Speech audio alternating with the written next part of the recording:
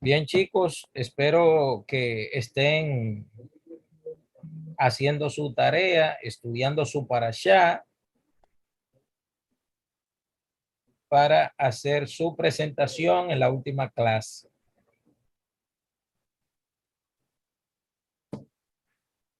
Espero que estén todos bajados trabajando.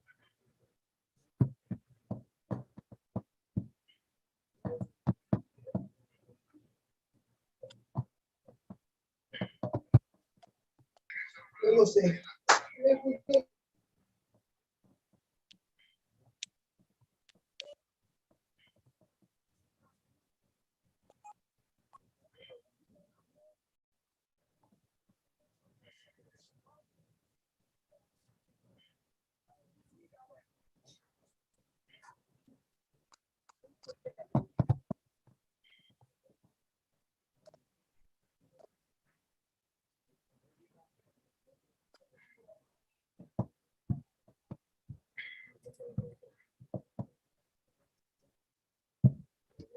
Bien, entonces, ¿quién me acuerda dónde quedamos la última vez? ¿Qué estábamos hablando la última vez? Vamos a ver. Acuérdenme, ¿qué estábamos hablando la última vez?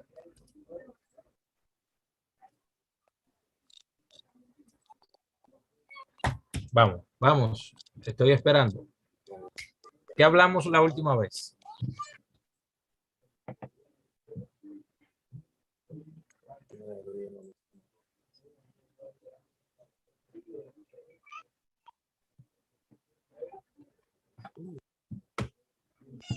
No, pero yo no puedo creer que nadie se acuerde de lo que hablamos aquí la última vez. Yo no puedo creerlo. Yo puedo creer otra cosa, pero eso no.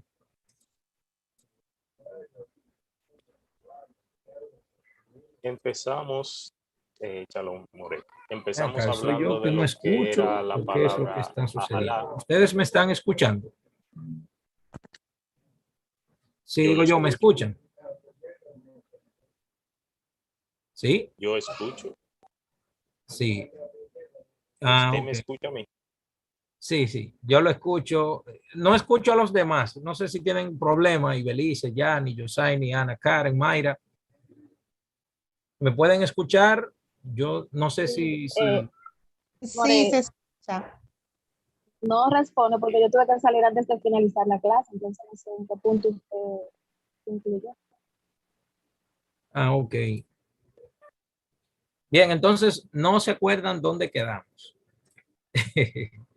¿Qué tema hablamos la última vez? No puedo creerlo, de verdad que no. Puedo creer otra cosa, pero eso no. Bueno, el tema sí que estuvo desarrollando varios conceptos en relación a las parachas, a sus divisiones, entre otros temas. Ajá, continúa. Sí, escucho. Sí, le decía que usted estuvo hablando de parachas, obviamente, tocó algunos conceptos generales, algunos puntos específicos, de quién es la leen y el orden en que se lee, a quién le corresponde la primera lectura, el primer día, el segundo día, entre otras cosas. Bien, ¿alguien más? Shalom. Lo Hablamos, último, entre otras cosas. ok. Shalom, adelante.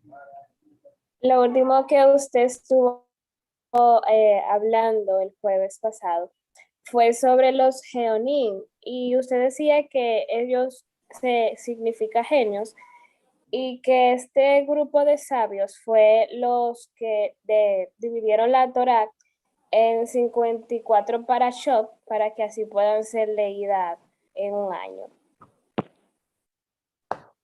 ¿Alguien más? Bien, empezamos hablando de lo que es la palabra alajá, también de otro término para decir parasha, que es sidra y sidrot en plural. También, como dijo Ana Karen, estuvimos hablando de los geonim Ok. Los y geonim. de quiénes serían exactamente. Y de que especificó de que hay varios tipos de sabios, pero que lo que íbamos a tratar justamente eran los geonim en esta parte del módulo. Ok, ok. Bien. Vamos a seguir entonces con la parte restante de la clase de Perashá. Bien, vamos. Ya todo esto lo hemos explicado, lo hemos hablado. Todo esto. También hablamos esto. Los geonim de Babilonia. Los geonim de Babilonia. Yo creo que yo les expliqué a ustedes hasta dónde empieza este periodo y dónde termina. Si no me equivoco, lo hablamos la última vez. ¿Cierto? ¿Dónde empieza el periodo de los geonim y dónde termina el periodo de los geonim? Creo que no, More. Que no. ¿En serio? O sea, que ustedes no recuerdan cómo se llaman los primeros sabios que estudiaron la Torá. El Tanaj, que se les llama Tanaín. No recuerdan que hablamos de eso. Este periodo abarca desde el año aproximadamente 200 antes de la era común, aproximadamente, hasta el año 400 de la era común. Luego viene el periodo de los Amoraín. Les expliqué lo que es Amoraín también. ¿Quién no sabe aquí lo que es Amoraín? ¿Saben lo que es? Abarca desde el año 400 al 600 aproximadamente. Y los Geonim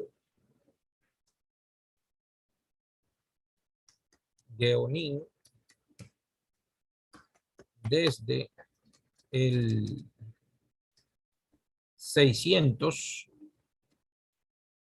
al 900 de la era común. Este grupo, que esta foto que tenemos en fondo es la foto de los, de uno de los, o sea, de los últimos, de uno de los últimos rabinos de sabios que vivieron en esa época. Entonces, ellos fueron los Geonim. Ellos fueron este grupo los que hicieron la división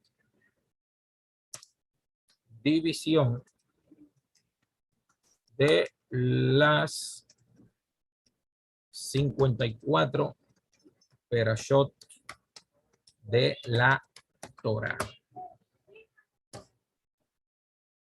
¿Entienden? Fueron esto, este grupo de sabios que aparecen aquí. Bien. Para continuar nuestro tema, a ver.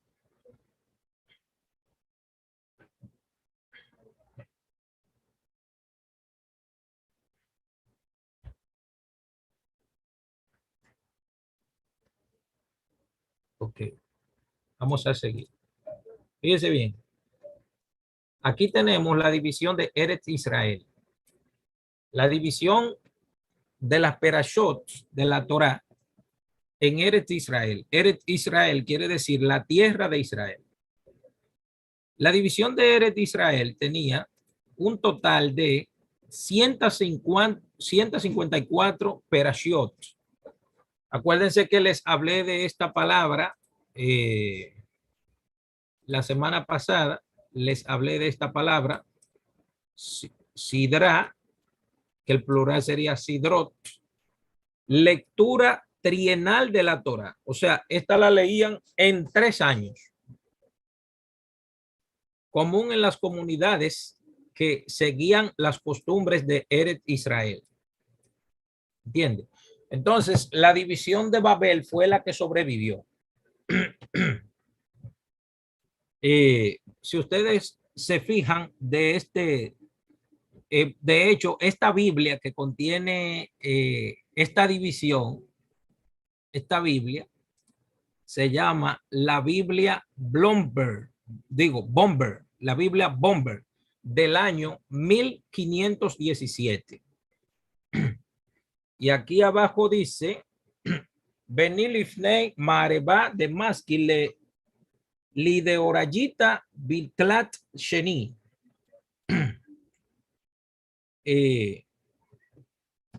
Según lo que dijo, que la porción, cuando tomes la cuenta, se lee como shekalín.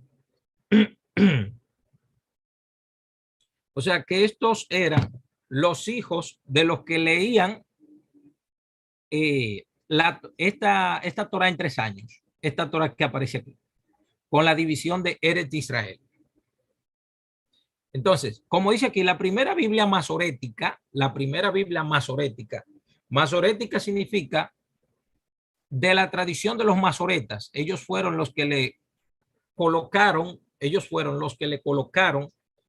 a la Torá, al texto hebreo, todos los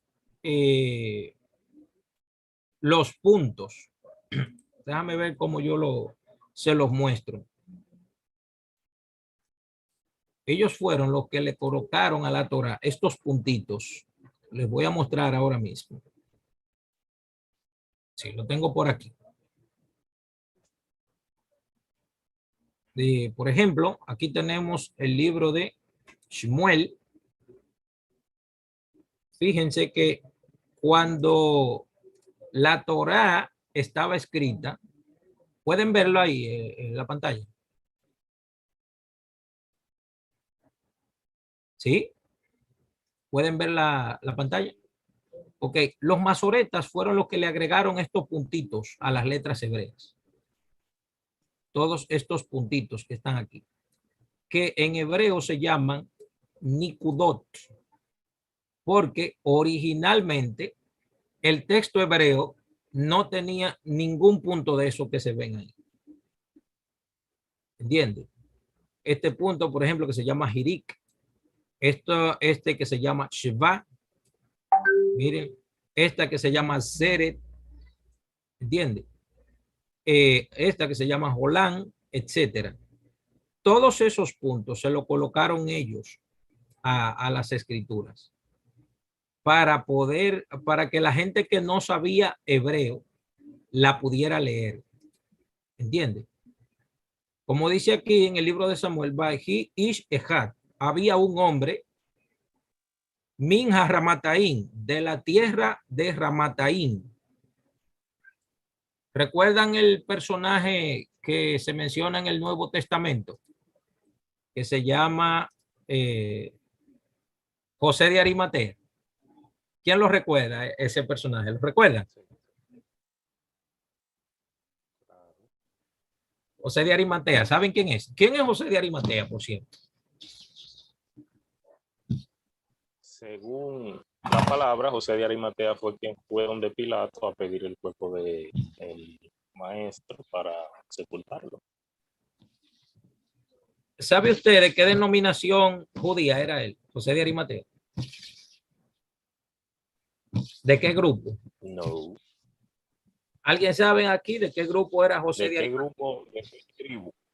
No, ¿de qué grupo de los diferentes partidos religiosos que habían en Israel en el siglo I? Creo que es fariseo, si no me equivoco. No, Siete tipos de fariseos. no. ¿De qué grupo, a qué grupo pertenecía José de Arimatea? Al Sanedrín. Exactamente. Pero, ¿cómo se llama el grupo? Los 70 ancianos más En uno. Sanedrín había varios grupos. No.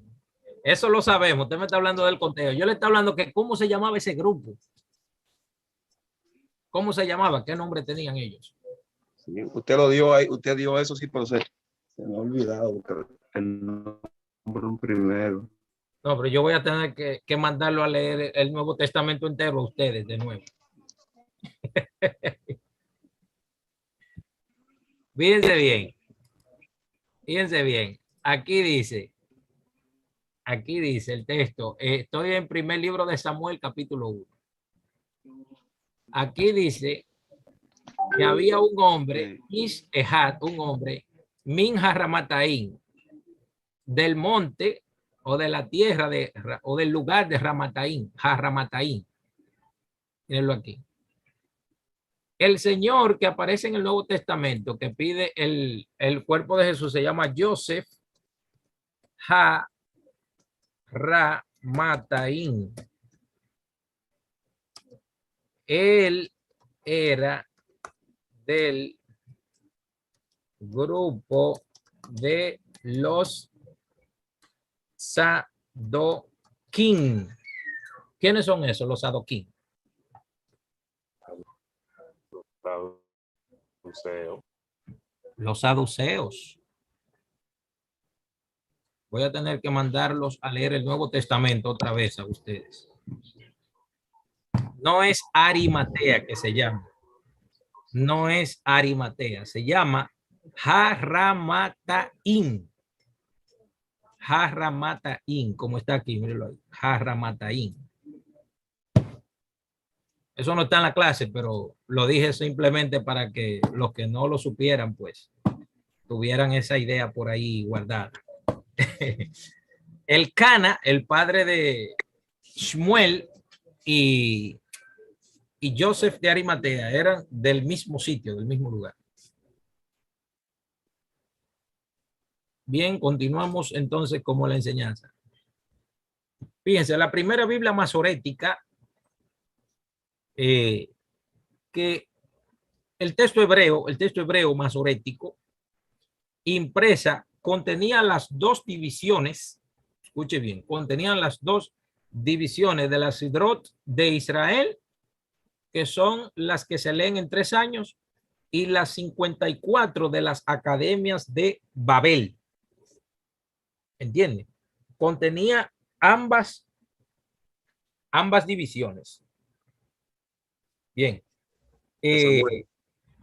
Dígame, ¿cómo fue?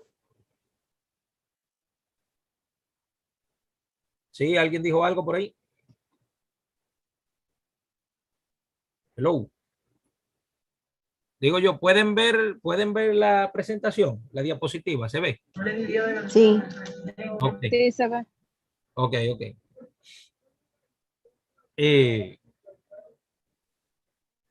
Bien, esta Biblia contenía ambas divisiones. El Talmud babilónico en el Masejet Megilá 29b.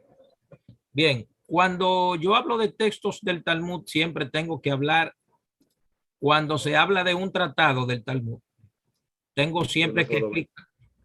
¿Sí? Dígame. ¿Alguien dijo algo? Pregunto. No. Ok. Cuando voy a citar, Hay varios micrófonos abiertos, More, por eso se escucha así como que hablan. sería bueno que los apaguen. Y si van a decir algo, entonces lo encienden. Pues sería bueno que si lo pongan en mute, y entonces si van a hablar, lo encienden. Ok. Ya se los cerré todos, More, adelante.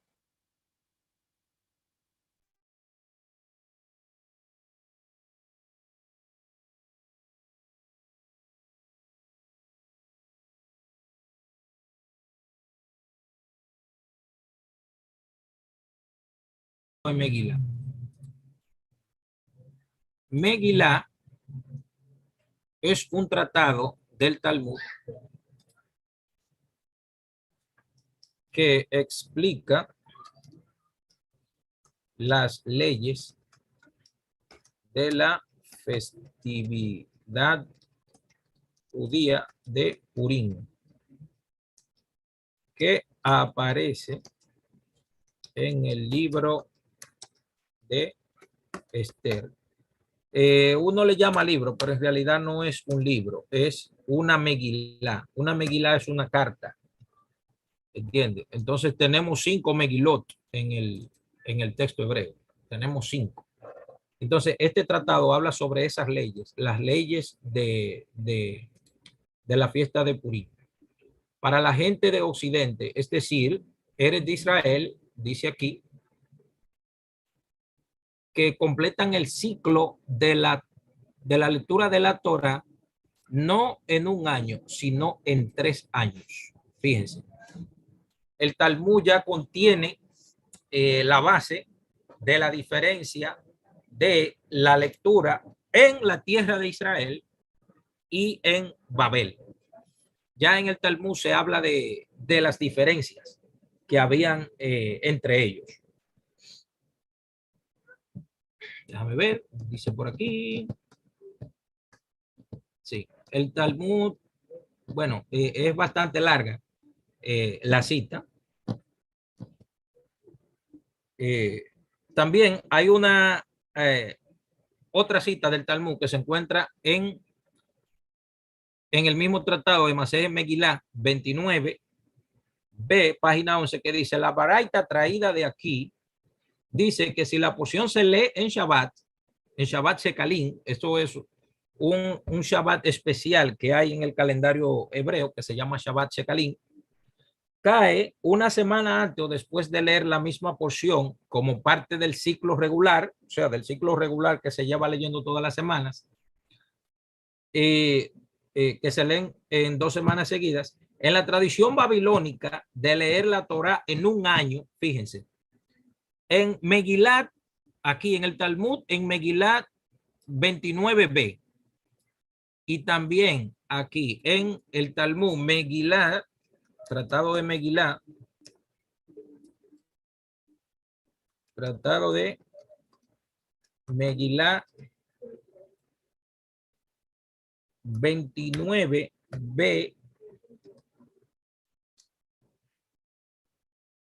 capítulo 11, son las 2 citas que señalan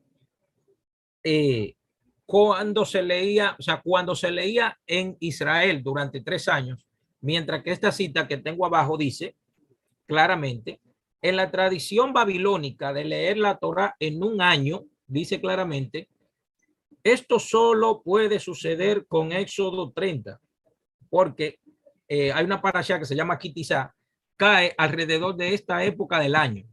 Parashá Pinjas, que se encuentra en el libro de Números, que incluye, o sea, Número capítulo 28, es en el verano. Así que en esta baraita aparece apoyar a Shemuel. Shemuel era uno de los grandes sabios de la ciudad de Babilonia, donde estaban las 3 yeshivot rabínicas o las 3 escuelas, donde se dividió la Torá por los Geonim en 54. La primera de ellas se llamaba Surra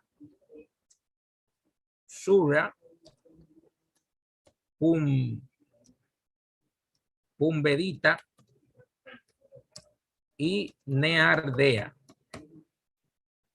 En estas ciudades fue que ocurrió el cambio de el estudio de la parasha de 3 años a solamente 1 año.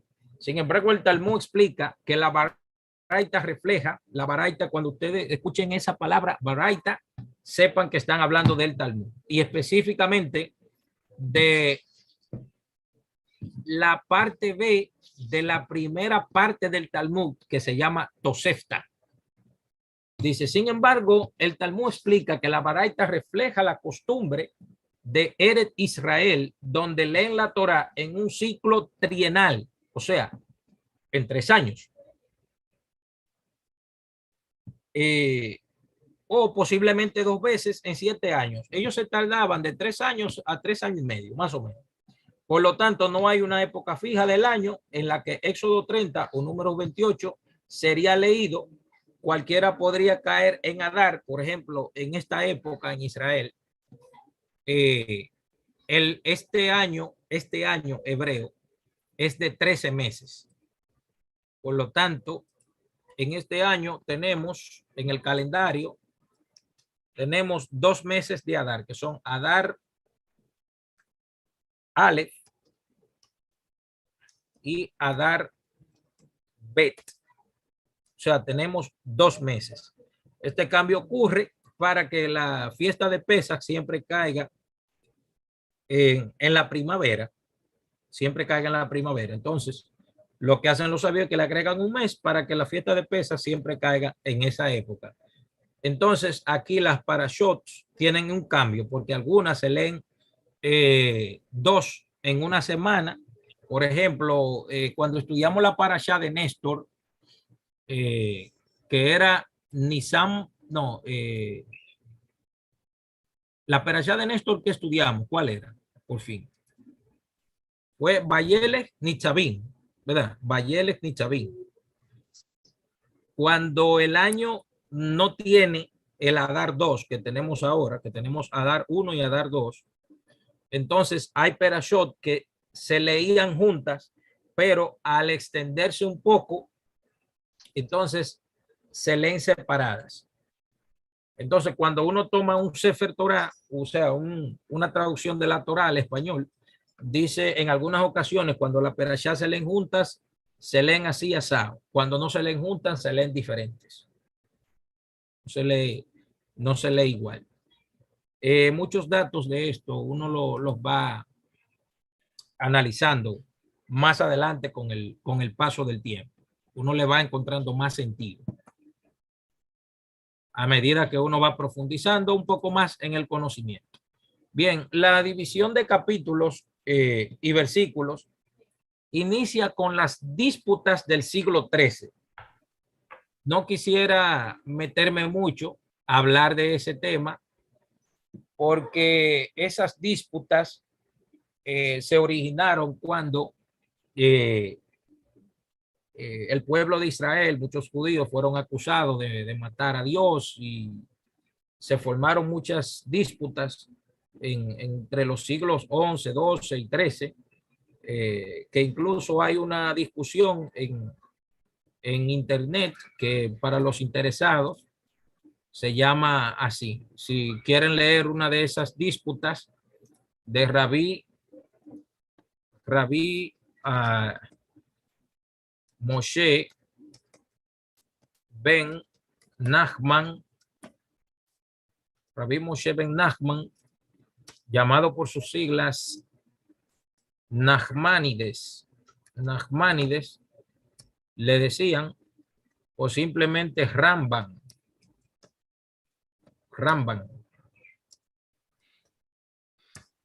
Entonces se buscan la disputa de Barcelona.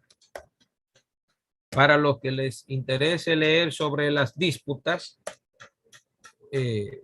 pueden buscarlo y estudiarlo un poco para que sepan en qué consistía este tipo de disputas, de discusiones, en la que este rabino se enfrentó a 300 sacerdotes católicos en una discusión. Claro, que le interesa leer eso, quieren saber de eso, ahí lo tienen. Bien, entonces tenemos por aquí que la división en capítulos de las escrituras se deben a 2 personajes, pero este es uno de ellos. Stephen Langton, arzobispo de Canterbury del siglo VIII de la era común, del siglo XIV, mírenlo, hay 1330. Bueno, él es del siglo XII en realidad. Aquí el primer manuscrito en hebreo en utilizar capítulos y versículos la primera Biblia, la primera Biblia masorética en utilizar capítulos y versículos fue esta que yo puse aquí detrás. Aquí está.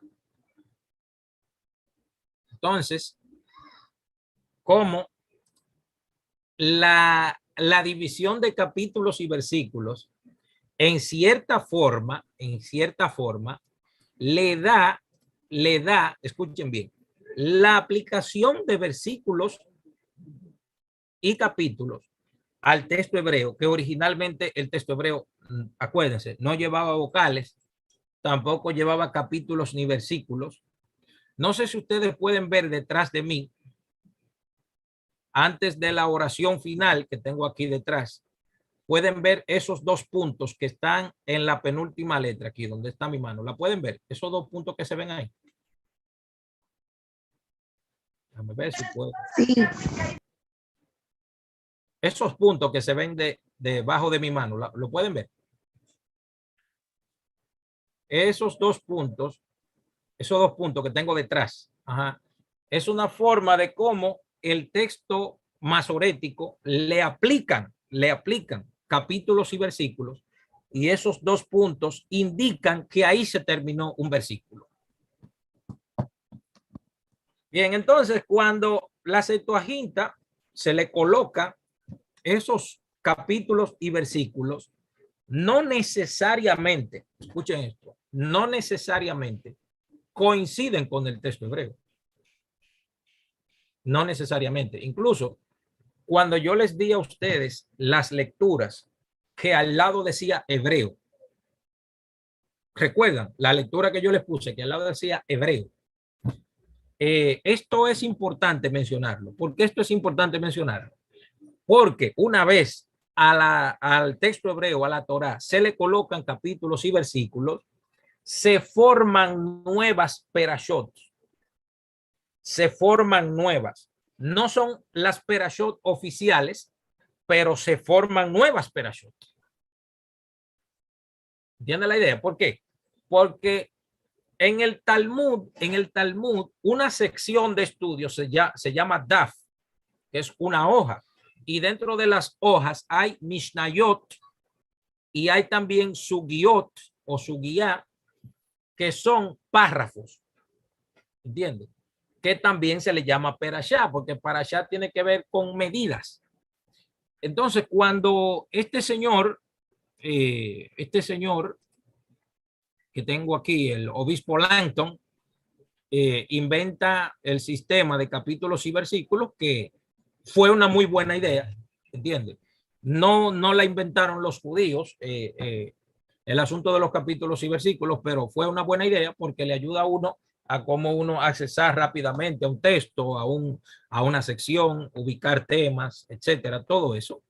Fíjense, este es el primer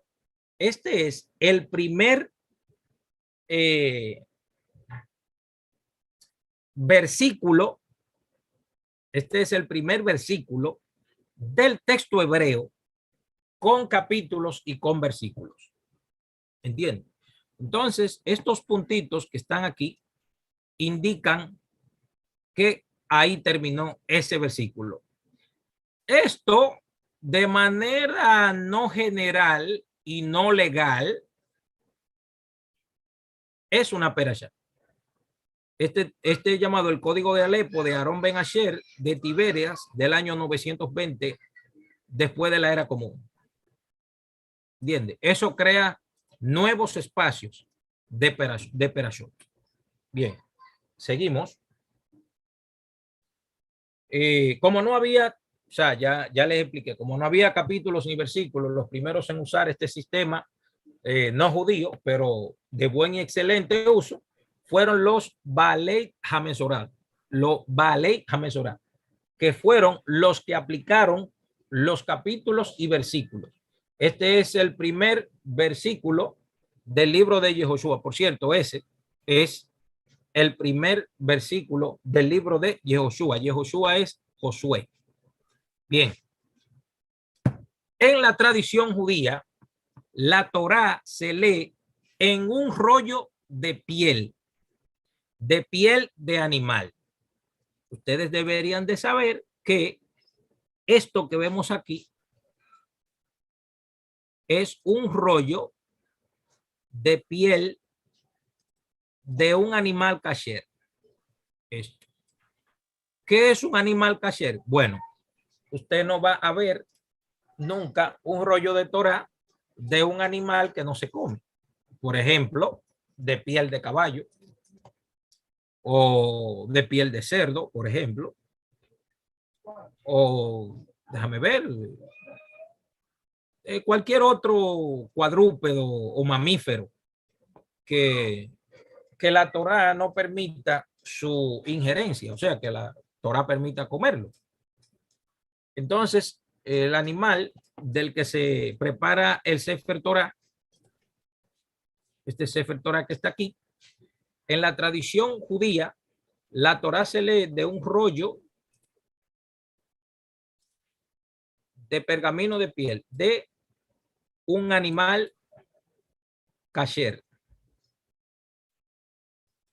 Kasher son, como les dije, todo tipo de animales que la Torá permite comerlo. Esto significa adecuado. Según los preceptos rituales de las leyes relativas a la matanza de animales en el judaísmo. Entonces, ¿qué sucede con esto? Los rollos de Torá que son escritos, se los retiran a un animal que ha sido matado conforme al ritual judío. ¿Qué quiere decir conforme al ritual judío? Bueno, que cuando el animal es asesinado, escuchen esto, el animal no es matado, sino asesinado. Me voy a explicar. Para que un judío pueda comer carne, tiene que matarse el animal, no asesinar el animal. ¿Qué quiere decir eso? Que el animal debe de ser, que cuando lo maten, el animal no debe de sufrir. Por ejemplo, en estos países donde no se utiliza ese tipo de indumentaria, a los animales los asesinan. Los animales son asesinados. ¿Cómo? Bueno, le dan un corrientazo, le clavan una cuchilla, así, le dan varias puñaladas y de esa forma lo asesinan. Entonces, el judío entiende que el animal que va a ser ingerido por ellos no puede ser asesinado, sino matado. Entonces, ellos lo que hacen es que, por ejemplo, cuando van a matar una vaca, preparan un filo, una navaja. Ustedes saben de esa guillotina que le mochaban la cabeza antes a la gente cuando lo condenaban a muerte, que es como una L así, que es un filo como a lo largo, así como de lado. Entonces ponen la cabeza de la vaca y entonces esa guillotina le da un solo corte y el filo de la navaja no puede tener ni una mínima fisura, ¿Tú sabes lo que quiere decir una mínima fisura? Ustedes saben los cuchillos que están mellados, que tienen líneas sí, en el filo, que tienen líneas como si fueran de serrucho. Entonces, el animal lo matan bajo esa observancia. Tiene que ser un filo que le vuele la cabeza al instante para que el animal no sufra. ¿Entiendes? Entonces, le cortan la cabeza. Entonces, ese animal lo dejan horas y horas y horas y horas y horas y horas, hasta 4 horas, desangrándose. Luego que ese animal bota toda la sangre, que pone la cabeza hacia abajo y todo, entonces empiezan a hacer la shejitá, a cortarlo, y ese animal entonces le quitan la piel. Entonces puede ser de ovejo, puede ser de chivo, o sea, animales que se han permitido comerlos. Entonces, en ese tipo de material, esa carne podía ser consumida. Entonces, esa piel la tomaban no. Todavía lo hacen. Los rollos de Torah son escritos todavía al sol de hoy. Los rollos de Torah son escritos, los rollos de Torah gigantescos como ese que usted lo ve chiquito ahí en la foto, pero un rollo de Torah de eso casi mente mide, por ejemplo, ¿cuánto te mide máximo de tamaño? 5, 6, 7, 8. ¿Cuánto mide? 5 onzas. 5 onzas. Sí, hay rollo de Torah que le dan a usted aquí en el pecho. De tamaño, de grande, que son bastante grandes. Tienen 4, 5, 6 pies. Tienen, no creo 6, pero pueden tener de 4 a 5 pies de grande que son. Son bastante grandes. Todavía el sol de hoy se escribe así, y cuando están escribiendo las diferentes perashot, por ejemplo, el rabino mío escribe Sefer Torah, el rabino mío, el rabino Manny Viñas, escribe Sefer Torah. Y escuche bien, cuando ellos están escribiendo un Sefer Torah, duran hasta un año escribiéndolo, porque es a mano que lo escribe. A mano. Y el que más rápido escribe, lo escribe en 6 meses. El que lo escribe más rápido. Y eso queda, escuche bien, eso queda, si usted lo ve, que yo he visto Sefer Torah. Yo vi uno aquí en la sinagoga de Sosúa. Yo vi uno que tenía 250 años de escrito. Escuche bien, un Sefer Torah de 250, que hacía 250 años atrás que lo escribía. Pero el rabino me dijo, mira, ven a verlo. Yo fui a verlo a la sinagoga. Me dijo, no, pero este es uno de los más jóvenes que yo he tratado. Ellos hay Sefer Torah que tienen 800 años, 900 años. Oiga bien, 800 y 900 años hay. Para que lo sepa. Y resulta interesante, resulta un dato interesante que les voy a dar ahora. Cuando la nación de Israel, todos los judíos regresaron a la tierra de Israel en el año 1948, trajeron Sefer Torah, escuche bien, todos los judíos estaban esparcidos por todo el mundo había judíos, por todas partes, y trajeron Sefer Torah de Oceanía, Sefer Torah de Roma, Sefer Torah de aquí, de América. Trajeron Sefer Torah de Yemen, de países árabes, de países de Japón, de China, de muchísimos países del mundo. Trajeron Sefer Torah. Óigame, y habían Sefer Torah de esos que tenían 400 y 500 años. Señores, no había internet, no había, yo creo que ni electricidad había todavía cuando se escribieron muchos Sefer Torah de esos. Oiga bien, y cuando lo llevaron a la tierra de Israel, resulta que un grupo de una universidad judía de Israel, la Universidad de Bar Ilan, me parece, hicieron una comparación con todos esos Sefer Torah de todos esos países de hacía 400, 500, 600, 700 años atrás.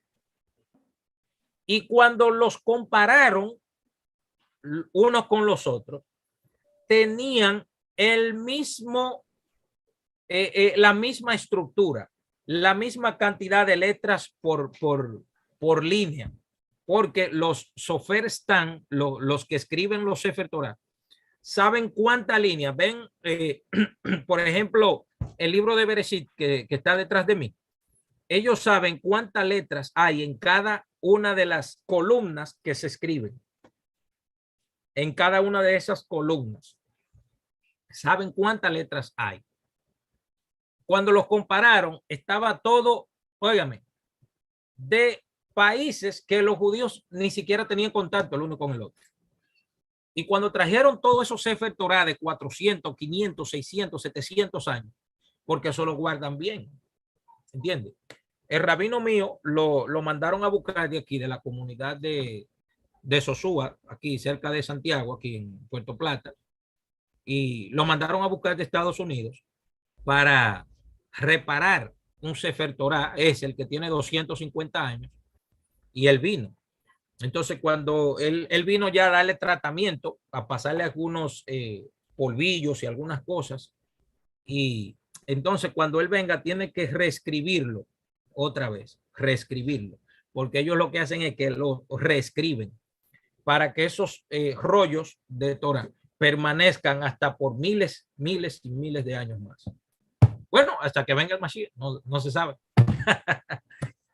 Ya ustedes saben, todo ese tiempo, esos Sefer Torah se mantienen, mira, en excelentes condiciones.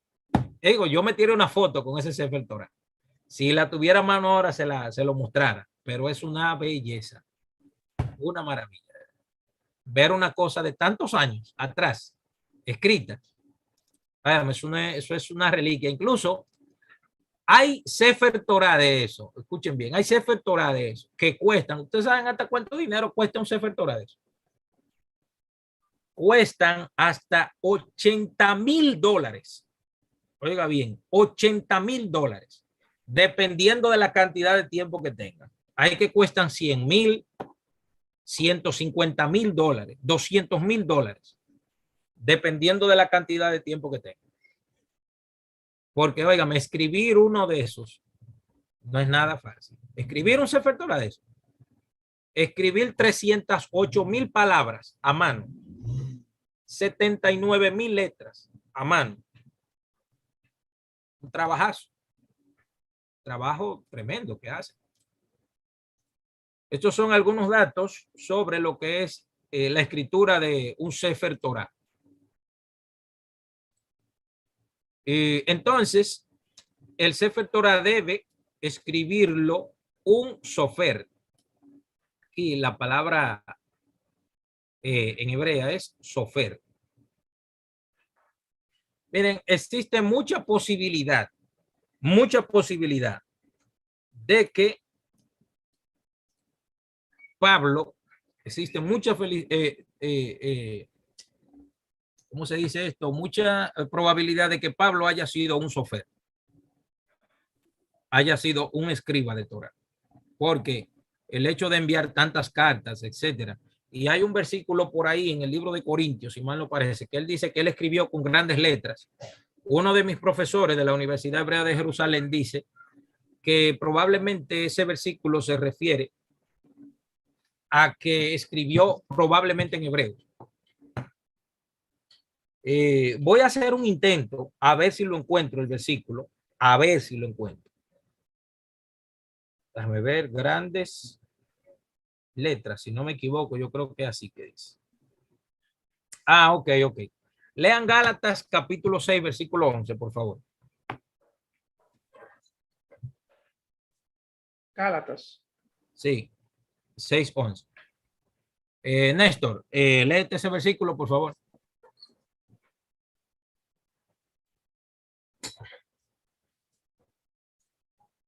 Sí, no sé si Néstor me está escuchando.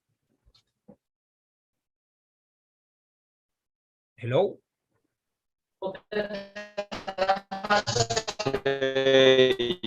Ay.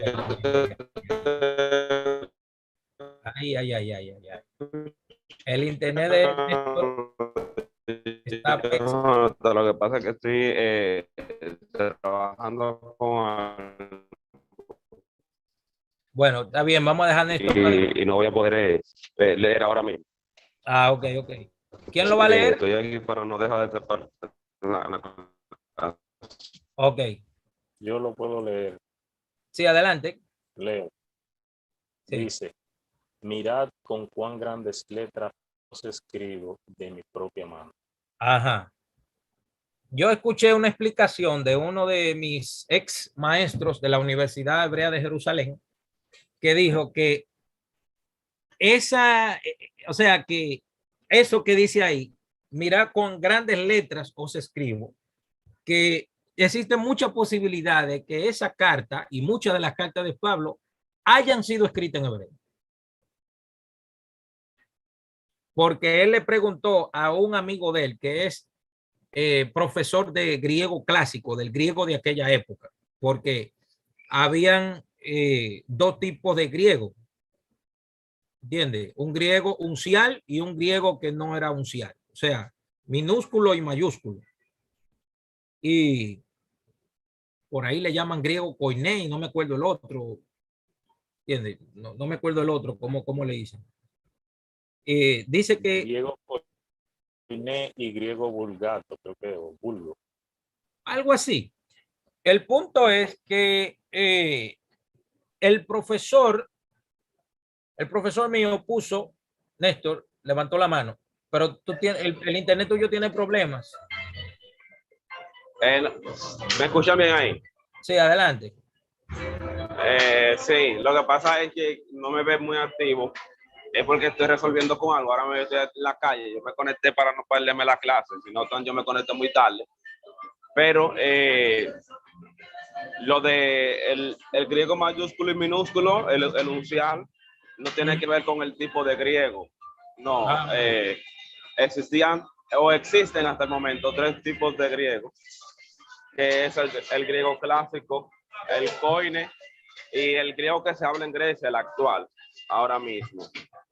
Cada uno se tiene, bueno, en su dialecto, tienen dialectos diferentes también. O sea, lo que ya tendríamos que hablar es de dialecto, como el tolomaico, el copto y así.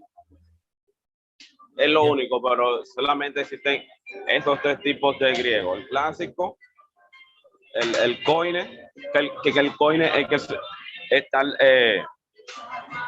bueno, lo otro que mencioné. Bien. Solamente Entonces, eso.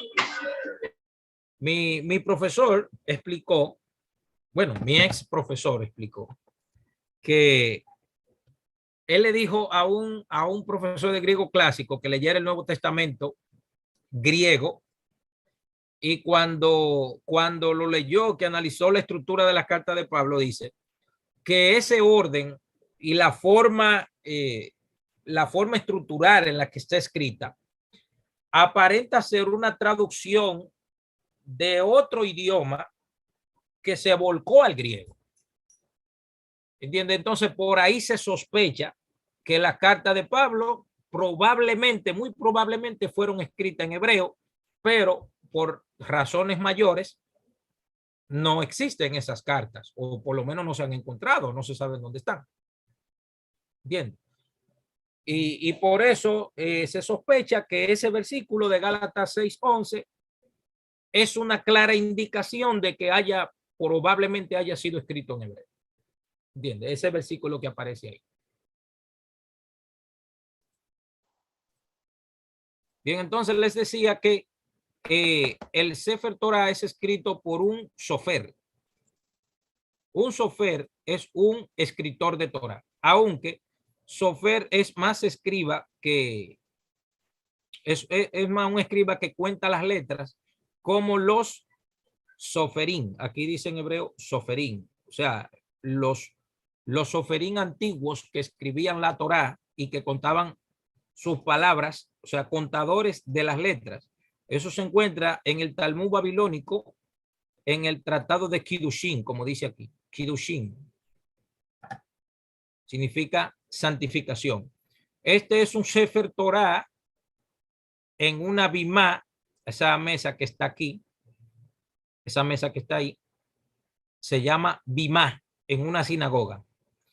Entonces, fíjense en esto que estamos viendo aquí. Ustedes ven esos espacios en blanco que se ven ahí.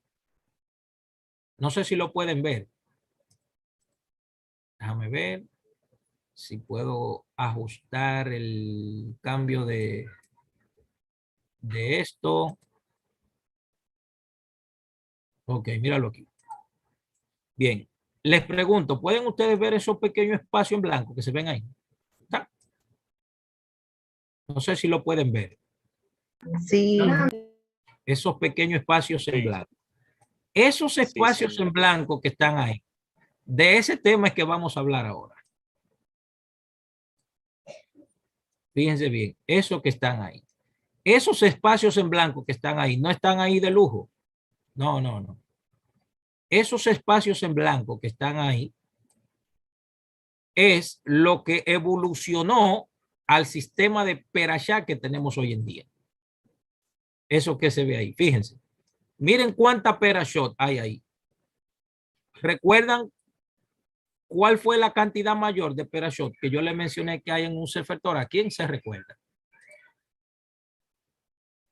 ¿Alguien recuerda? La cantidad mayor de Perashot que yo mencioné que tenía un Sefer Torah. No, pero si ustedes no me dicen eso, creo que voy 669. 669. Lo iba a quemar a todos. Lo salvó Máximo ahí al grupo.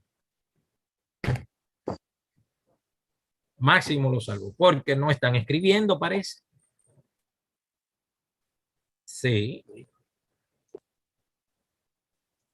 Fíjense donde la tenemos por aquí. Aquí. Mírenlo aquí. 669 porciones. Óigame bien, de las cuales 290 son petujot abiertas y 379 son stumot cerradas. De eso vamos a hablar ahora, por cierto. De ese tema vamos a hablar. Bien. Entonces, déjame seguir por aquí. Bien. Tenemos aquí el pergamino donde se escriben las perashot de la Torah.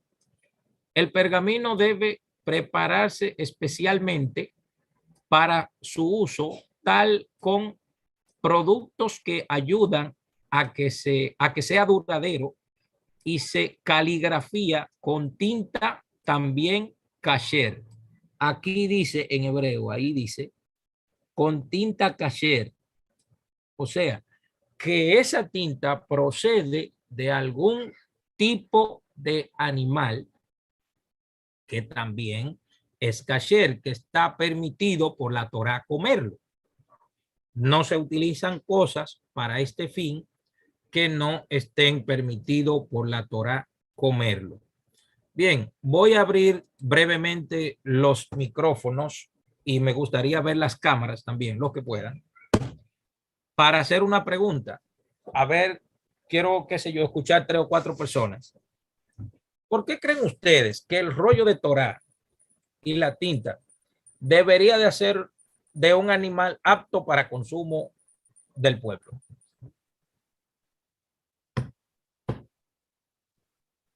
Bien, Adelante, Máximo. estimo yo que porque si la Torá da al hombre ordenanza de qué puede ser utilizado por Dios para ingerir, pues entonces eso mismo también debe ser utilizado para conservar la palabra de Hashem. Bien, buena respuesta. 3 personas más. ¿Alguien más?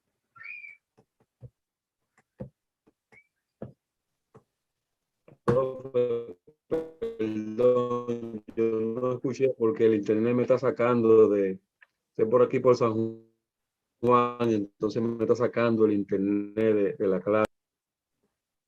Ah, ok.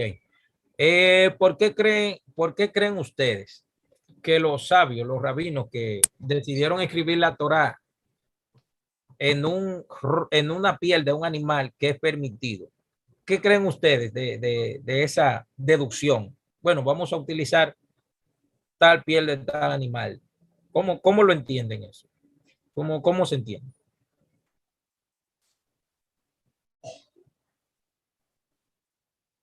Me levantó la mano Yanni. Adelante, Yanni. Sí, entiendo también que de utilizar alguna otra tinta de un animal no permitido se contaminaría o se haría inmunda la piel de donde se plasmaría la Torá. Excelente. Es simplemente buscar la lógica. Raibel, dígame. No, ya la respuesta que iba a dar era la de Yanni, pero ya Yanni me bajó. Me bajó el ¿Alguien pan. más? ¿Alguien más? Lo siento. Realmente, More, eso tiene lógica y yo voy con lo que ellos dicen. Igualmente, cuando nosotros de manera Sí, profe, voy a decir inocente, algo. Amén, amén. Amén, profe, amén. Un, un mom- entonces, un momento, démele chance a Daniela y luego va usted. Démele chance a Daniela. Y... Es de muy mal gusto interrumpir a los compañeros. De muy mal gusto. Ya lo han hecho un par de veces ya. Bájenle un poco. Adelante, Daniela, dígame. Repítalo. yo le decía que realmente tiene lógica y Igual que yo mano le voy va con lo que... a la profe también. Bueno, Deme un momento. no, ya yo no voy a decir nada. No, un momento. Adalberto, le doy la oportunidad ahora, por favor. Daniela, continúe, por favor. Si me interrumpen otra vez, no voy a decir nada. Yo decía que voy con lo que decía Yanni Máximo y que realmente tiene lógica y es así, pero que también pasa de manera ya sea inconsciente o de manera que nosotros, por ejemplo, ignoremos dicho tema. profe. Al nosotros Hablo comer entonces, hablo. una carne o un animal que el Señor en su palabra, en su Torah, dice que no podemos utilizar, pues entonces nosotros no estamos contaminando a sí mismo. Y muchas veces dejamos pasar eso por alto, pero realmente eso debería tenerse mucho más pendiente, porque si el Señor nos manda a consumir algo que su palabra lo dice es porque es útil para todo, tanto para comer como para utilizarlo para otras cosas. Pero de todo lo contrario, pues entonces nosotros estamos pecando y de manera ignorante, no teniendo ese tema en cuenta, podríamos nosotros también contaminarnos espiritualmente y físicamente. Bueno, Daniela se fue un poco a la derecha y un poco a la izquierda, pero se mantuvo más o menos ahí, ¿verdad? Lo que yo básicamente le hice esta pregunta, que ustedes analizaran, pensaran, ¿por qué cuando ellos cuando ellos van a escribir un Sefer Torah, analizar y darse cuenta que ellos deciden hacerlo justamente, aunque el texto no lo diga, aunque el texto de la Torah no lo diga, dicen, bueno, la vaca es permitida comerlo, el chivo es permitido comerlo, que a veces la Torah le llama cabra al chivo también, ¿sabían eso? A veces le llama cabra, pero al chivo. Y entonces la cabra, el cordero, etcétera. Entonces ellos dicen, bueno, pero como estos animales nosotros lo podemos comer y este no lo podemos comer porque la piel de caballo también sería una piel buena para eso. Pero ellos dicen, no, como el caballo no lo podemos comer y sí podemos comer la vaca o el toro, no sé. Entonces vamos a tomar esta piel de este animal y aquí vamos a escribir la Torah. Y yo me lo encuentro bastante lógico, yo me lo encuentro lógico, totalmente, ¿entiendes? Porque plasmar en ese tipo de piel algo que la Torah dice que no se debe hacer, ¿entiendes? Creo, o algo que sí se debe hacer. Lo veo bastante lógico. No sé ustedes, pero yo lo veo muy lógico, suficientemente lógico. Quisiera aportar algo, profe. Sí, adelante, Adalberto, dígame.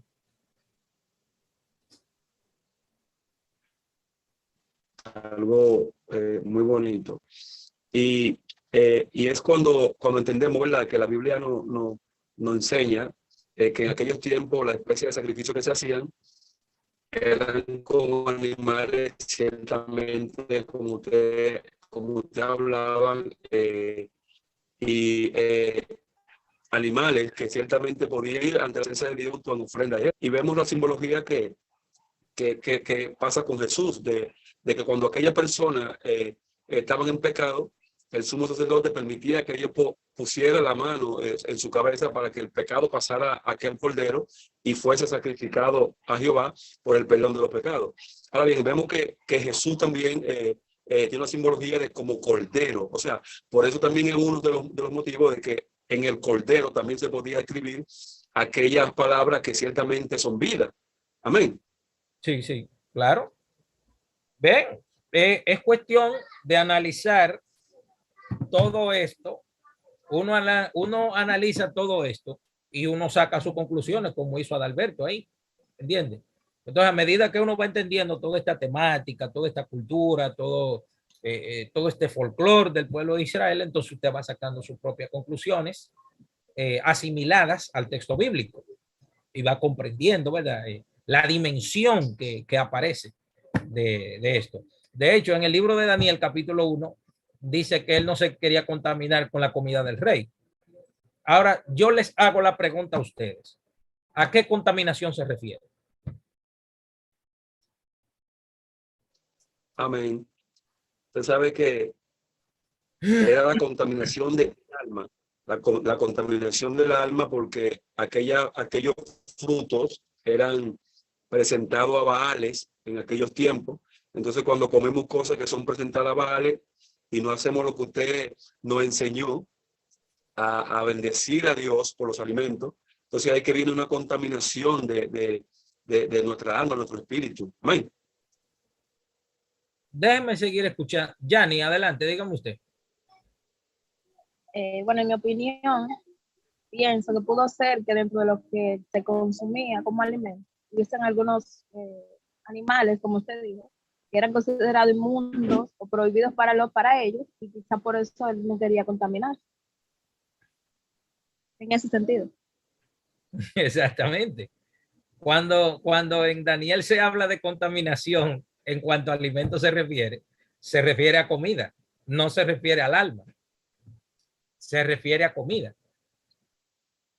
¿Entiendes? Pero saquen ustedes sus conclusiones. Pues nosotros estamos muy contaminados, More. Bueno, yo no voy a mandarlo a ustedes a hacer o no hacer, no. Simplemente le estoy diciendo lo que dice el texto, explicándolo. Yo no lo voy a mandar a ustedes a, no, coman, dejen de comer, etcétera. Yo no me meto ahí, yo no soy pastor de ustedes. ¿Entiendes? Y no estamos en la iglesia aquí. Aquí no estamos en la iglesia, ¿eh? Bien, Raibel, dígame.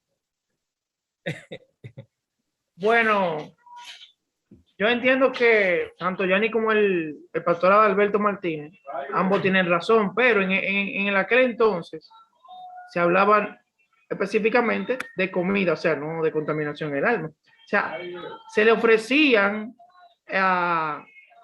por haberle ofrecido a esos dioses, no ofrecido comida, o sea, a presentársela a los Baales de ese tiempo, esa comida o esas cosas que se estaban consumiendo en ese entonces, ya estaba contaminado, o sea, por el simple hecho de presentárselo a Baal, a los Baales de ese tiempo, y no a Hashem, que es nuestro Dios. O sea, tanto como Yani como ambos, o sea, uniéndolo a los dos, creo que también.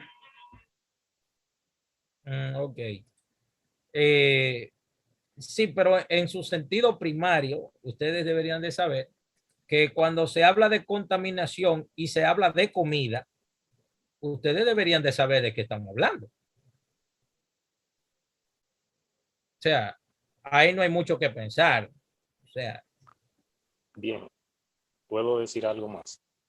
Sí, adelante. Concerniente al texto, es claro que habla de comida porque él dice la carne, que era lo que se sacrificaba a los ídolos, no lo comeremos para no contaminarnos, pero vamos a consumir alimentos de la misma tierra.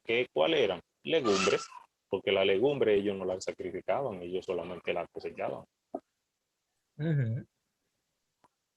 Pero ustedes saben que esa gente no tenía cuidado para matar un animal, etcétera. Exactamente. Esa gente no sí, porque ellos comían animales de pezuña. Entonces, en ese entonces, los animales de pezuña estaban contaminados porque la ley, o sea, la Torá lo desechaba prácticamente.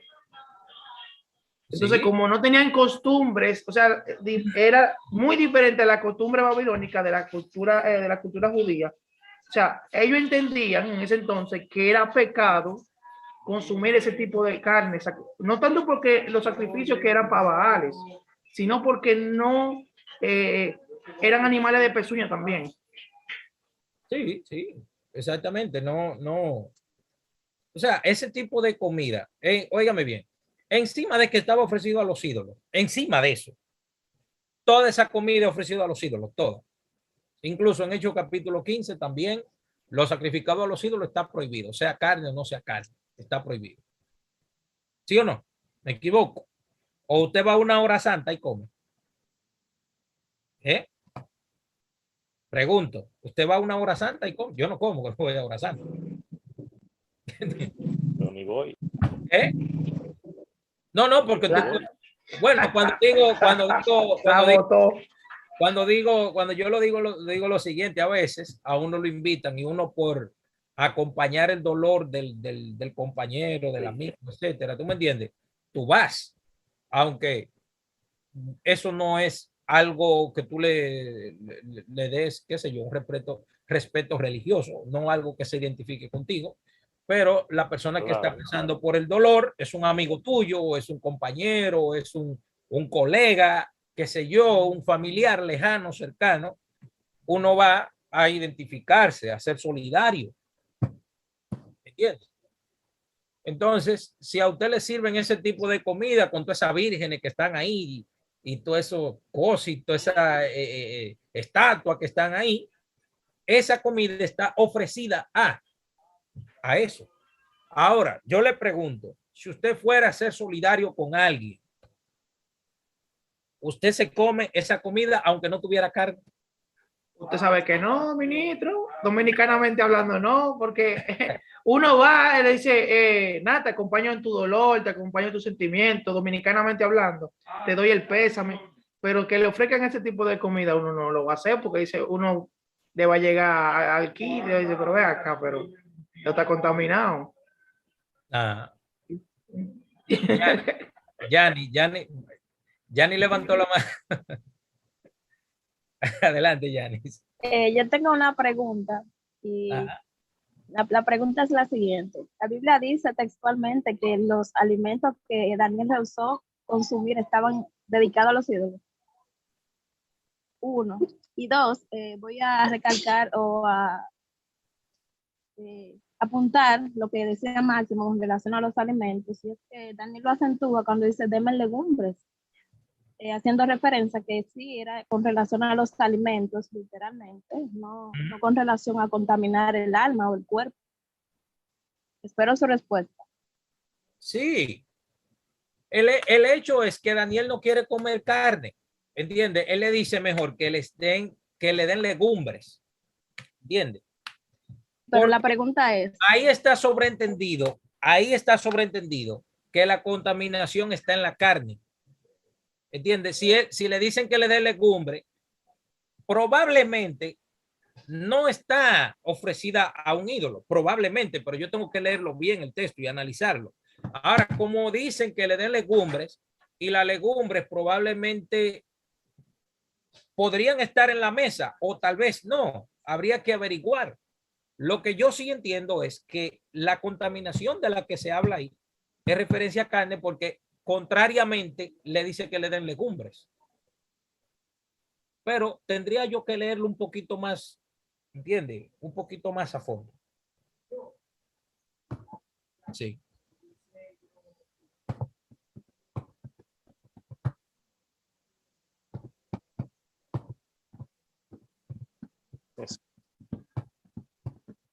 Profe, una preguntita. Quiero una preguntita, ya que he aprendido algo, ¿verdad? Que como siempre aprendo cada vez que vengo a clase. Por quiero ejemplo, saber ese punto porque está un poquito.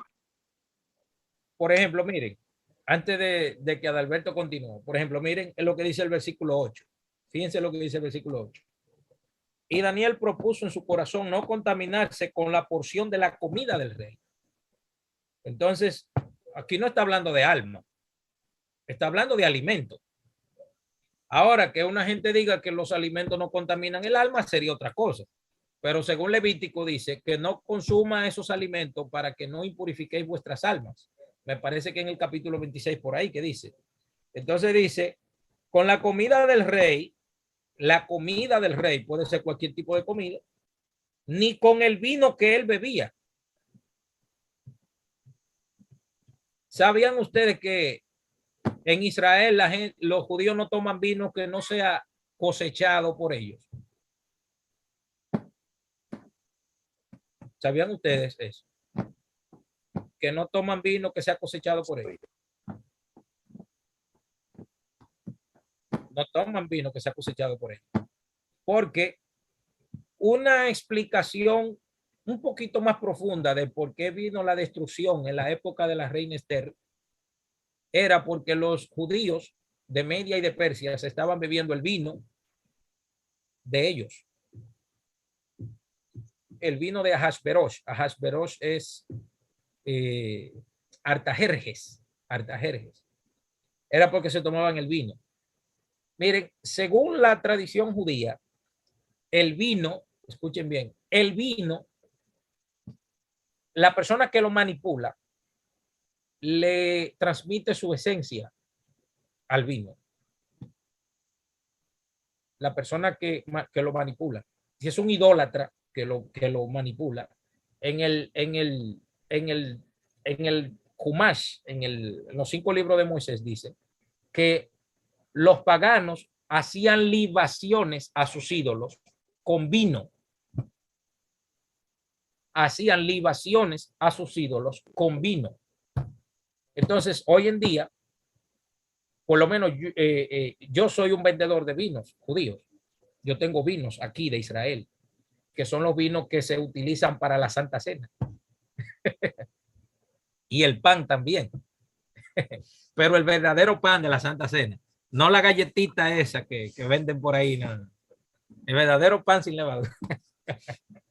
¿Entiendes? Y el vino de allá, de las viñas de Israel, exactamente. Sí. Sí, yo tengo muchos pastores que compran de eso.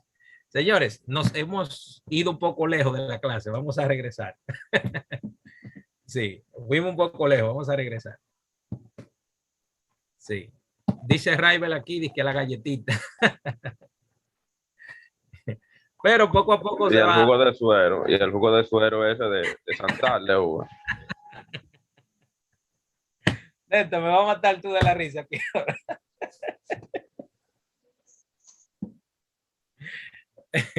Lo que pasa es que ese tipo de celebración tiene un pan especial, específico, para usarse en esa festividad, y también tiene un vino.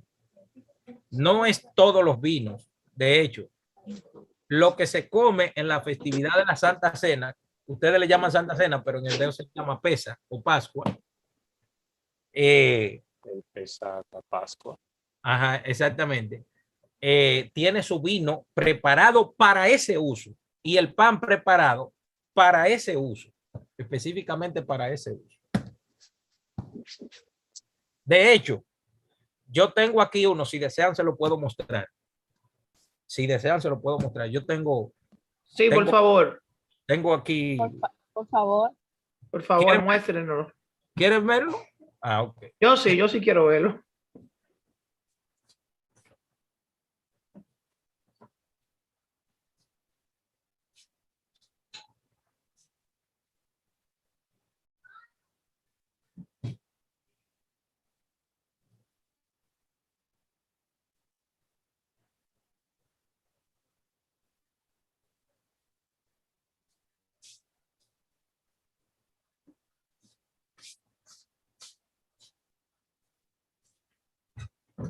Bien. Fíjense, aquí tengo una caja de pan. Esto se llama en hebreo matzot. Matzot son panes sin levadura. Mírenlo aquí. Esto. Espérate que... Mírenlo ahí. Entonces, bueno, le voy a enviar una foto al grupo para que lo vean. Profe, pero sáquelo. Es que están sellados. Ah, ok. Están sellados. Sí. Le voy a mandar una foto al grupo para que lo vean. Mírenlo ahí. Estos son los que se usan para... Bueno, ahí ustedes lo pueden ver en la caja. Fíjense bien, ustedes lo pueden ver en la caja. Les voy a mandar una foto del vino también para que lo vean.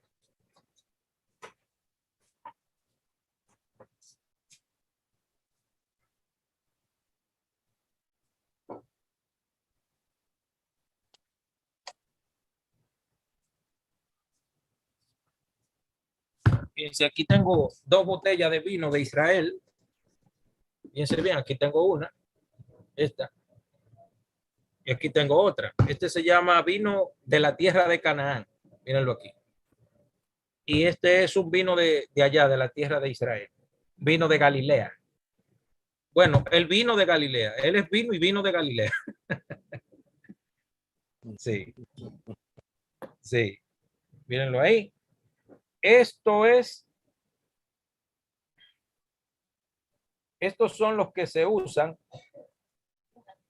para la festividad de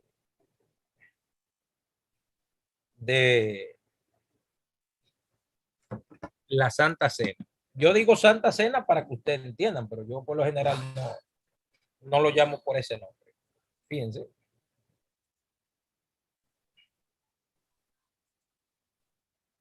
Les puse las fotos ahí para que lo vean en el grupo. Entonces, este vino y estos panes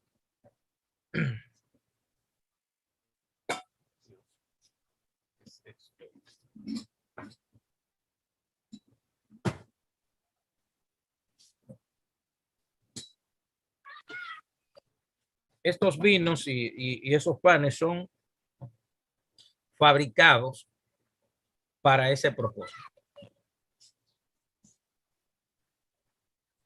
Bien, chicos, déjame ver si regresamos a la clase, que nos fuimos bastante lejos de la clase. Bien. Tenemos por aquí, a ver. Bien, bueno, como dice este texto, se caligrafía con una tinta también que es kasher, como dice aquí, una tinta apta procedente de un animal que es kasher, ayudándose de una pluma y utilizando la grafía hebrea llamada Keter Ashiri. Mírenlo aquí. Keter Ashiri. Ejemplos de pergamino de la ciudad de Pérgamo. De hecho, uno dice muchas veces pergamino, pero no sabe qué es. Vienen de la ciudad de Pérgamo. Bien, a lo largo del pergamino, el texto se divide en columnas, en el Sefer Torah. Se divide en columnas, de derecha a izquierdas.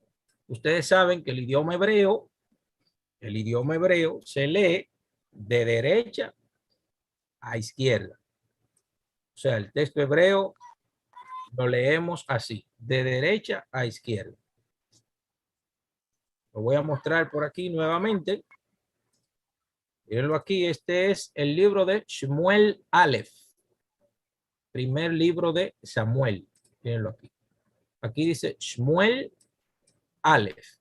Aleph es 1. Perek, capítulo 1.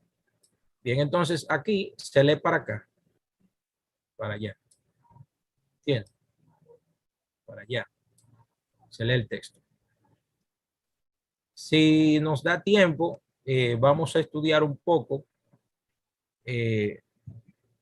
Vamos a estudiar un poco una de las perashot de la Torá que se llama la estructura de la Torá. Si me da tiempo prepararlo, porque es mucho material, yo puedo reducir un poco este material que le estoy enseñando aquí para que estudiemos un poco la estructura de las perashot de la Torá. Se llama así, la estructura de la perashot de la Torá. Entonces vamos a hacer un texto, un estudio de Torá basado, óigame bien, basado en la interpretación del texto hebreo. No de la, no de, del, no del español, no, no. A interpretar la Biblia desde el español, no. Sin tomar en cuenta lo que dice la Biblia en español. Es tomando en cuenta lo que dice en hebreo.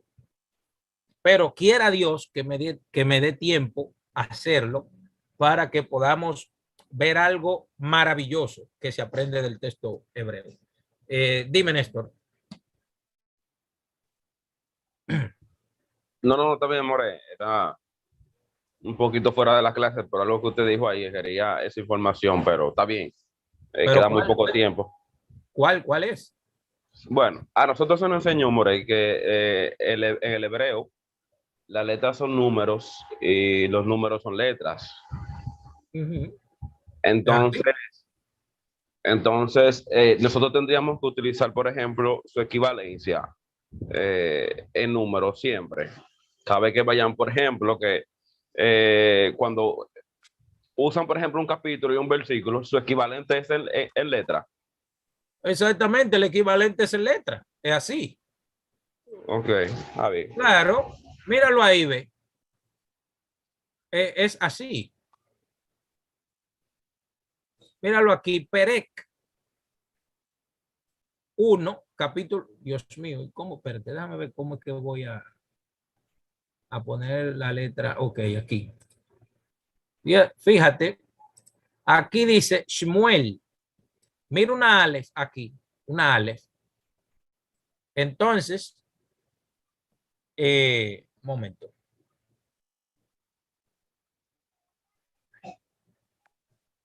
Ok, fíjate. Aquí hay una Aleph, dice Shmuel. Entonces, esta Aleph que está aquí es primero o segundo libro. ¿Entiendes? Primer o segundo libro de Samuel. Entonces, Perec, el capítulo es el 1 también, la Aleph. Entonces, aquí está el versículo 1, que es la misma Aleph. Mire el versículo 2 aquí. Mire el versículo 3, Gimel. El versículo 4, Dalet, míralo aquí. O sea, es lo mismo. Mira el versículo 5, la Hei. ¿Tú ves?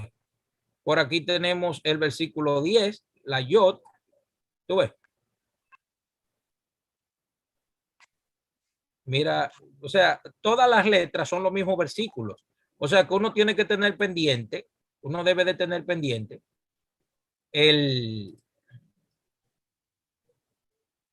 la numeración mental para uno saber de qué capítulo y de qué versículo se está hablando. Por ejemplo, mire el 11. Mire el 11, ve. Aleph, Yod. ¿Por qué Aleph? ¿Por qué Aleph? Porque Yod, la letra Yod es 10.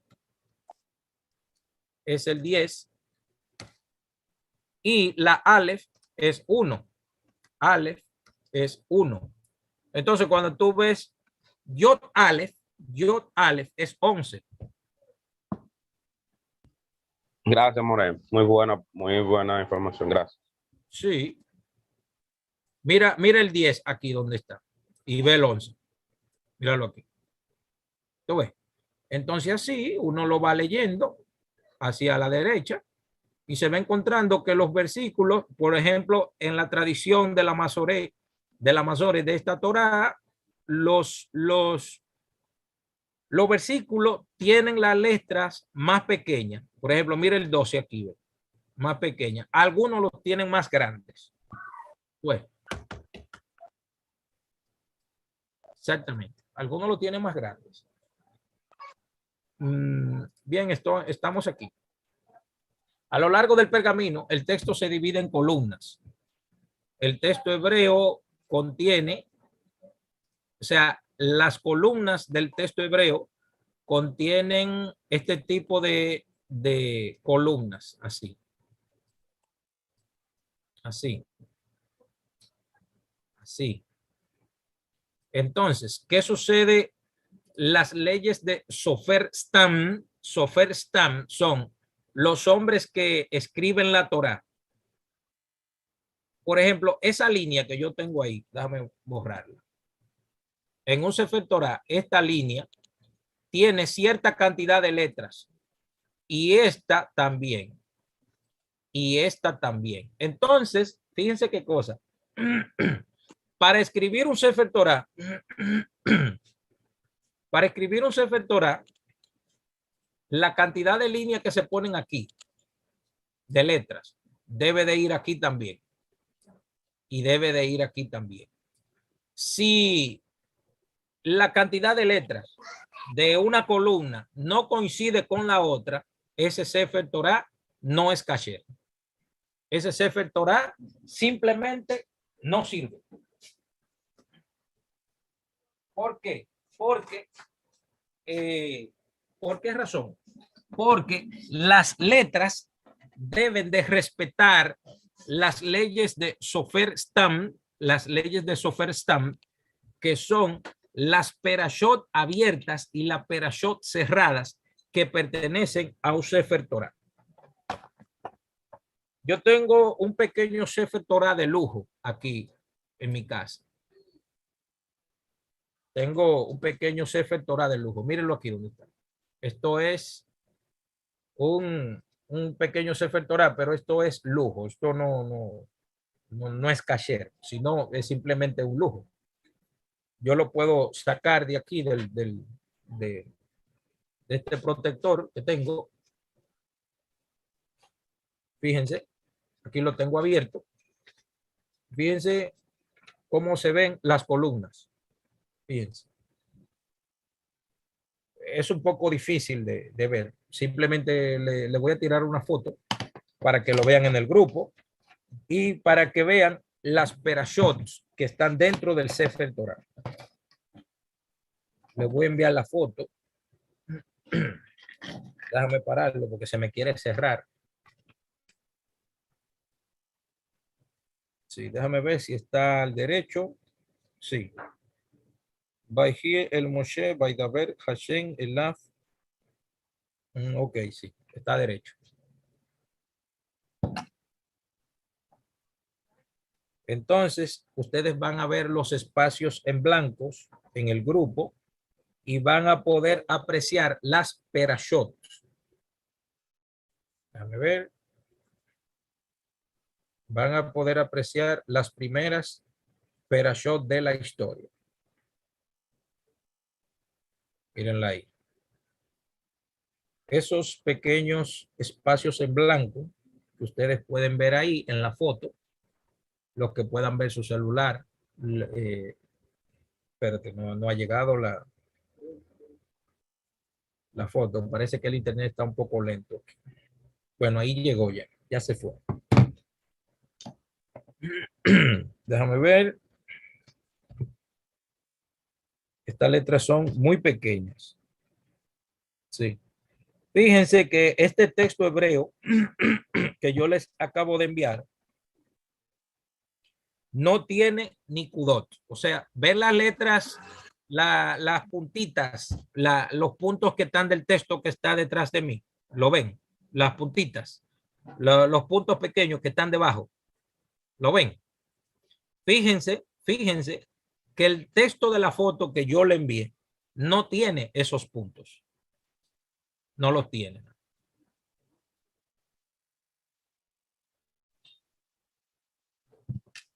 ¿Por qué? Porque el rollo de Torah está siguiendo el orden de las 669 perashot, que son las abiertas y las cerradas, que son la stumá y la petujá, abiertas y cerradas. No se preocupen, que cuando yo empecé a estudiar esto, yo dije, ¿cómo es que yo me voy a meter toda esta información en la cabeza? Y vea, ahora lo explico y no lo creo. Pero poco a poco se aprende. Ya sé que tengo esperanza ya. Sí, eso se aprende, eso se aprende.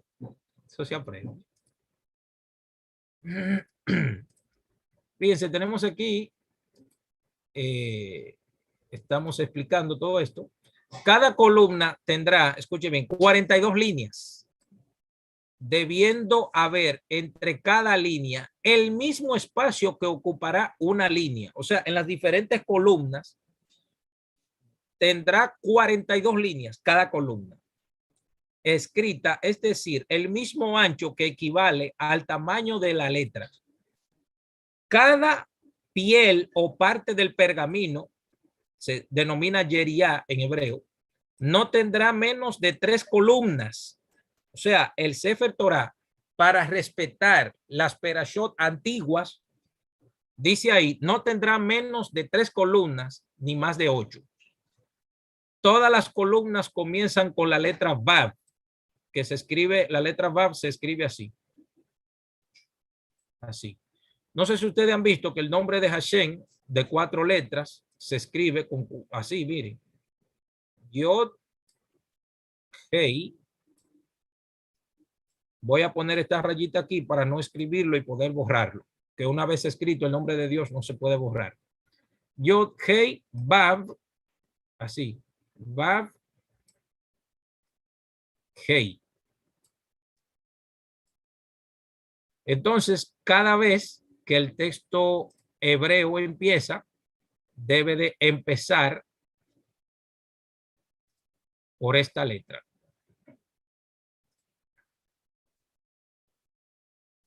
Por esa letra.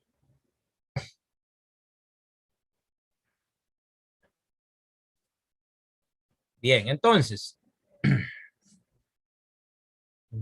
tengo por aquí, déjame ver, ok, esto. Todas las columnas comienzan con la letra Vav, a las que se le llama Vavei Hamudin, excepto la primera, que comienza con la palabra hebrea Bereshit. Bien, quiero comentarle algo sobre esto. Déjame ver si puedo ilustrarlo por aquí. Déjame buscar el libro de Génesis en hebreo. Míralo aquí. Bien, déjame colocarlo por aquí para decirle algo importante sobre el orden de estudio de la Perashá. Esta es la página que se llama Mejor Manre de una yeshiva en Israel. Fíjense bien, este es todo el Tanaj que tengo aquí. ¿Entiende? Entonces, aquí dice Torah. Y este es el libro de Génesis. Bien, entonces, ¿qué sucede aquí? Déjame mostrarle algo. Fíjense bien, la primera letra, déjame colocar esta línea y este color. Fíjense bien, la primera letra del alfabeto hebreo, o sea, del alfabeto hebreo no, de la Torah es la Bet. Mírenlo aquí, Bereshit. Entonces, ¿qué valor tiene esta letra? En hebreo, esta letra equivale a 2. 2. Aquí 2. ¿Qué sucede? Que el Talmud, que es la tradición oral judía, que es la mayor fuente de información e interpretación de la Torah, nunca empieza con la página 1. En el Talmud no hay página 1. En el Talmud sigue el orden de la Torah y empieza siempre con la página 2A o 2B.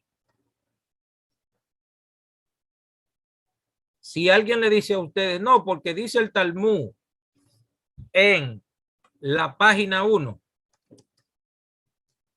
página 1, dígale, usted es un mentiroso, porque el Talmud no tiene página 1.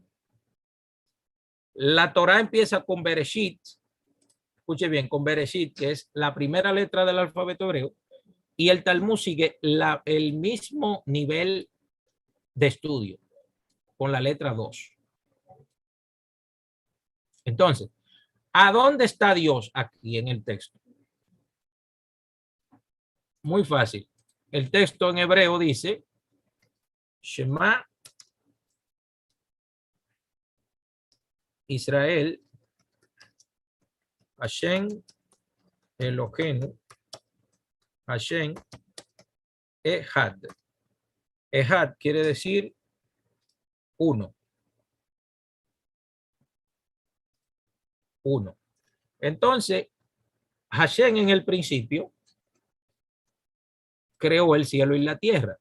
Fíjense que la palabra Elohim, que se traduce como Dios aquí, empieza con la letra Aleph, que es igual a 1. Pero ¿qué sucede? El capítulo 1 también tiene la letra Aleph, que equivale a 1. Sin embargo, ¿cómo empieza la Torá? Con la letra Bet, que equivale a 2. Y fíjense que el texto dice lo siguiente, dice, Et Hashamayim, cielo, Et Haaretz, que es tierra. Entonces, ¿qué quiere decir eso? Fíjense, ¿qué quiere decir eso? Esto es una forma de cómo leer el texto hebreo e interpretarlo desde el hebreo. Fíjense que el 1 está antes de la Bet, que es Dios, y aquí está en el nombre de Dios, que es Elohim, que también vale 1. Está en Et, que es Et del cielo, o sea, Hashem crea el mundo espiritual, que es el cielo, mírenlo aquí, y luego la Aleph, Et Haaretz, que es también el 1 en la tierra. O sea, Dios es 1 en el cielo, 1 en la tierra y 1 en el cielo. Fíjense. Todo esto está señalando que Dios es 1. Todo esto está señalando eso. Entonces, ¿por qué la Torah tiene que empezar con la letra Bet, con el número 2? Porque el número 2 representa lo que se puede visualizar, lo que está revelado. El 1, que es Dios, que está escondido en la creación. La Torah no empieza con la Aleph, con el 1. Empieza con la Bet, que es lo revelado. Hashem crea cielo, mundo espiritual, tierra, mundo visible. ¿Entienden? Eso es una forma de cómo leer la Torah, interpretándola desde el idioma hebreo, sin ninguna traducción. Sin ninguna traducción. Eso es interpretando el texto. Yo di la Parashá Bereshit una vez y duré casi 4 horas hablando nada más del primer versículo. Nada más del primer versículo. Porque tiene 6 palabras, igual a los 6 días de la semana. Tiene 7 palabras el versículo 1 en referencia a los 6 días más el Shabbat, y por ahí nos vamos, y también aparece la palabra verdad, y la Aleph y la Bet. Óigame, ahí hay 80,000 interpretaciones ahí en el versículo 1 del libro de Génesis, muchísimas. Eso es infinito, de verdad. Eso es infinito. Bien, entonces, cada línea, dice aquí, cada línea debe tener el largo necesario para 30 letras. Es decir, 3 veces la palabra hebrea lemishpotegen, lemishpejotegen, para vuestras familias. Mírenlo aquí. En hebreo está aquí el texto. Aquí dice lemishpejotegen. Mírenlo aquí. Lemishpejotegen, que es el valor numérico de 30. Y entonces cada vez que se lee, escuche bien, una línea de la Torá con 30 letras, el texto está diciendo para vuestras familias en hebreo. La última columna será más derecha y debe incluir en el medio la última línea con las últimas palabras de la Torá, es decir, Lenei Kol Israel, a ojos de todo Israel. Bien, díganme la hora, déjame ver qué hora es. Uy, son las 8 ya.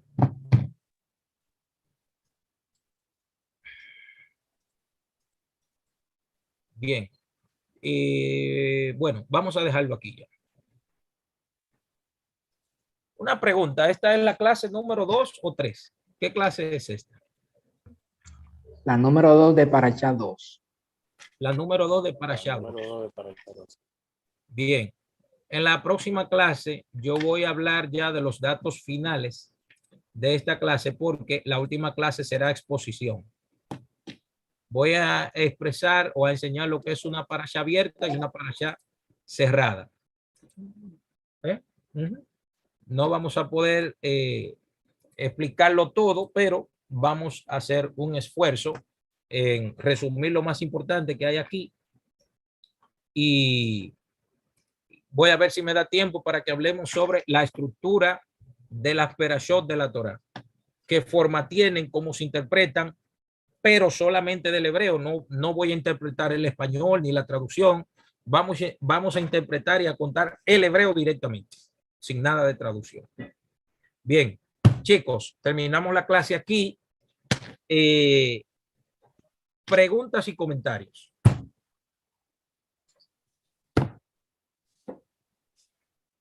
Primero, en esa pequeña explicación que usted nos da acerca de la construcción del versículo 1 de Bereshit, la Aleph, como representa a Hashem, por eso es que la Aleph se considera una letra muda. No porque sea una letra muda, sino que o sea, sí es una letra muda, ¿entiendes? Y tiene el valor de 1. Pero la Aleph puede sonar como A, I o U, puede sonar como las 5 vocales, dependiendo de los puntitos que tú le pongas. Entonces, por ejemplo, mira, déjame borrar esto. Déjame dibujar una letra Aleph aquí, así. Esto es una letra Aleph. Si yo le pongo, por ejemplo, Nakamex. si yo le pongo 3 puntitos así, aquí, eso es una E. Perdónenme que los puntitos no me están quedando muy bien. ¿Entiendes? Eso es una E. ¿Entiendes? Una E corta se llama eso. ¿Entiendes? Si yo pongo, por ejemplo, un puntito aquí arriba, ¿dónde está? Aquí. Aquí, si yo pongo un puntito ahí, ahí es una O. Entonces, si pongo, Dios mío, lo borré todo. Qué problema. Déjame ponerla de nuevo. Aquí. Entonces, le hago así. Y aquí le hago así, con una Aleph. Entonces, si le pongo, por ejemplo. Esa es la próxima materia, More, que no coman ansias. ¿Cómo es? Ah, esa es la próxima materia, que no coman ansias. Ah, ok. No, le estoy simplemente para decirle, por ejemplo, aquí, si pongo esos 2 puntos, es una E. Ahí. Es una E. Entonces, pa. Si pongo 3 así, en dirección hacia abajo, así. Eso es una U. Entonces, solamente depende donde tú le pongas el punto. Ella va a sonar conforme a lo que tú le pongas. Entonces, si le pongo aquí una VAV, por ejemplo, una VAV aquí, y le pongo un punto aquí dentro, ahí, eso es O. Eso es una O larga, se llama en hebreo eso. Bien, entonces eso depende de donde tú le pongas, el punto. Ella va a tomar el sonido de la vocal que tú le pongas.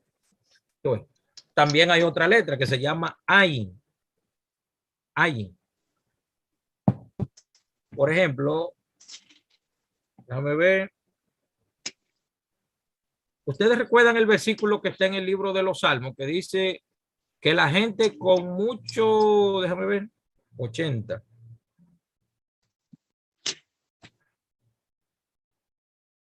Salmos, déjame ver. ¿Dónde está? ¿Dónde está? Salmo. Yo creo que el Salmo 90 dice que los hombres con mucha fuerza duran 70 y 80. ¿Recuerdan ese versículo? Salmo 90, 10. Dice, los días de nuestra edad son 70 y los más robustos son 80. En hebreo, la palabra 70 es ayin y p. Son dos letras en hebreo. Este equivale a 70 y esta a 80. Entonces, cuando los sabios ven la palabra ayin es ojo en hebreo. Ojo. Y la palabra p es boca. Boca. Entonces los sabios relacionan eso y dicen, ven acá. ¿Por qué David dice? Escuchen esto, muy importante. ¿Por qué David dice? ¿Por qué David dice 70 y 80? Mientras que la Torá dice en el Sefer Bereshit, en Génesis, dice que los días del hombre serán 120 años. ¿Con qué autoridad David se atreve a decir que los más robustos son, que los días de nuestra vida son 70 y 80? Entonces los sabios de Israel analicen, ven acá, la palabra 70 es ojo y la palabra 80 es boca. O sea, la letra 70, ayin y p, ayin y p, ayin, ojo, p, boca. ¿Y a qué conclusión llegan? Dicen, la gente que ve lo que no debe va a reducir su vida a 70 años. Y la persona que habla lo que no debe va a reducir su vida a 80 años. ¿Entienden? Es una forma de cómo interpretar el texto de la Torá, tomando en cuenta la numeración, la gematría y todo lo que ofrece el texto. Todas estas son herramientas que nos permiten a nosotros analizar el texto. Todo esto nos permite analizar. Esto no son códigos del cielo, ni qué sé yo cuántas. No. Yo no estoy aquí soltando códigos para que digan, el maestro Jonathan sabe mucho. No, eso lo aprendí yo con mis maestros. Ellos tienen toda el crédito lo tienen ellos. Yo no tengo ningún crédito. Pero desde que hay predicadores de que les toca predicar, ellos van a decir que es un código. Porque tú sabes cómo es. Desde que yo les tengo que predicar, ellos van a decir, oye, este código. Oye, el código, Néstor. No. Óigame. El crédito yo se lo doy a mis maestros, a mis rabinos. Yo aprendí con ellos y eso estoy enseñando aquí. ¿Entiendes? Yo soy estudiante académico y también estoy enseñando aquí. Y obviamente soy estudiante de mis rabinos también. Y no cambio la enseñanza de mis rabinos. No. Ellos tienen todo el crédito de todo esto. ¿Ok? Señores, ¿tenemos preguntas, comentarios? ¿Tenemos preguntas, comentarios? ¿No hay?